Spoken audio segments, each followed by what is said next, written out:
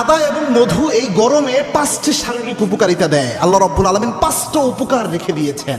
এই যে আল্লাহ রাব্বুল আলামিনের সৃষ্টিগুলা, প্রত্যেকটা সৃষ্টি আমাদের উপকারের জন্য আল্লাহ দিয়ে দিয়েছেন। এই যে আদা সাথে মধু, মধু কিন্তু জরুরি শেফার একটা বিষয়। এবং আল্লাহর হাবিব মধুর ব্যাপারে বলতেন, আলাইকুম বিশিফাইন, দুইটা জিনিসে তোমাদের জন্য শেফা রয়েছে, আরোগ্যতা রয়েছে। একটা হচ্ছে আল কোরআন ওয়াল আসল, একটা হচ্ছে কোরআন আর একটা হচ্ছে মধু। এই দুইটা জিনিসে আমার গোলামদের জন্য আমি আল্লাহ শেফা দিয়ে দিয়েছি।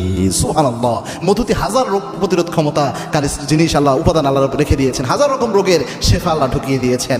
আদা মধু একসাথে খেলে যেটা হয়, প্রথম উপকার হয় আপনার হজম প্রক্রিয়াকে ভালো রাখে আদা এবং মধু, কেননা এই আদার মধ্যে এবং মধুর মধ্যে এই উপাদান আল্লাহ দিয়ে দিয়েছেন। 2 নাম্বার, আপনার শরীরে মারাত্মকভাবে শক্তি দেয়, কেননা মধুতে থাকা প্রাকৃতিক যে আপনার গ্লুকোজ রয়েছে, এটা আপনার দুর্বলতা কাটাতে সবচেয়ে গুরুত্বপূর্ণ ভূমিকা পালন করে। এবং কি গরমে যে আমরা ক্লান্ত হয়ে যাই, ক্লান্তি দূর করতে সহযোগী ভূমিকা পালন করে। অনেক বেশি খাওয়া যাবে না, অল্প পরিমাণে খেতে হবে।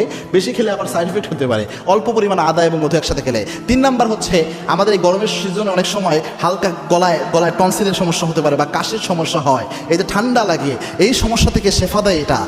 কেননা এই আদা এবং মধু যখন একসাথে মিক্স করে খায়, এই শরীরের মধ্যে একটা অ্যান্টি ব্যাকটেরিয়াল উপাদান এখানে তৈরি হয়ে যায়, যার কারণে এই ঠান্ডা কাশিগুলো থেকে আপনি হেফাজতে থাকবেন। 4 নাম্বার, আপনার রোগ প্রতিরোধ ক্ষমতা, আদা এবং মধু একসাথে একযোগ হয়ে এটা আপনার ইমিউনিটি সিস্টেমকে ডেভেলপ করবে, যার কারণে আপনার রোগ প্রতিরোধ ক্ষমতা অনেক গুণ বেশি বেড়ে যাবে।